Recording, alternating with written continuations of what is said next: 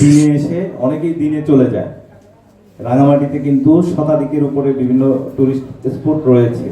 তো প্রত্যেকটি স্পটে যদি টুরিস্টরা ঘুরে ঘুরে দেখে মিনিমাম 3-4 দিন কিন্তু সময় লাগবে। তো রাঙামাটিতে এই ট্যুর গাইড, ভালো ট্যুর গাইড না থাকার কারণে এই টুরিস্টরা এসে কিন্তু তারা ফিরে যেতে হচ্ছে।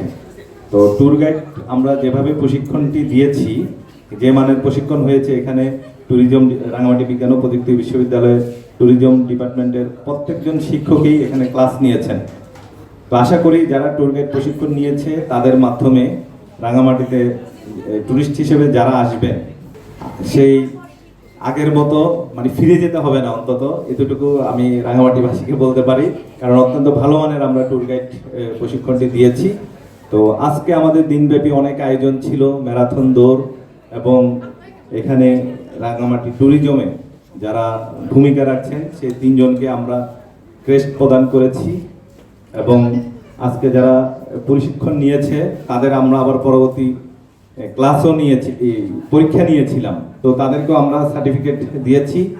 আগামী দিনে আমরা এই সেক্টরটাকে আরো ডেভেলপ করতে পারবো। আমরা জানি অনেক দেশ এইটার উপরে তাদের অর্থনীতি অনেক তারা এগিয়ে নিয়ে গেছে, যদিও আমরা কাঙ্ক্ষিত পর্যায়ে পৌঁছাতে পারি নাই। তবে এখানে স্থানীয় লোকদের সম্পৃক্ত করে অনেক কিছু করার আছে, অনেক কিছু সাজানোর আছে। একদিন টুরিস্ট এসে 2 দিন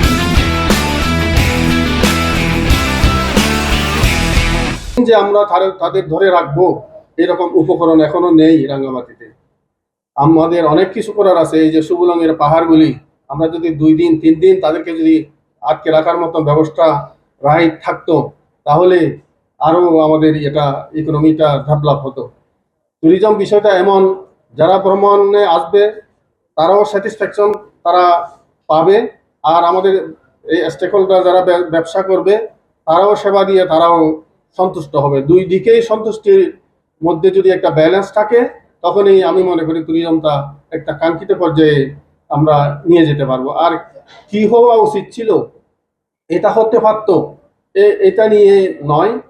আমাদের যেটা আসে, যেগুলি আসে, এইগুলি যদি আমরা সাজাই, এই এই ইকো ট্যুরিজমের যে সমস্ত রেসপন্সিবিলিটি আমাদের বর্জ্য ব্যবস্থাপনা থেকে শুরু করে প্রকৃতির যে ভারসাম্য রক্ষার দিকগুলি, এই যারা প্রশিক্ষণ নিয়েছেন আপনারা ধারণা দিবেন যাতে লেকে কোনো কিছু ফেলা না হয়, এবং এই ডাস্টবিন প্রতিটি বোটে যেন রাখে।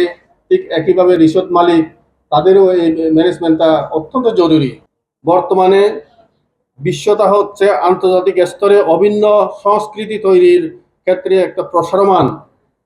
এই ব্যাপারটা দুনিয়াময় এবং অপ্রতিরোধ্য।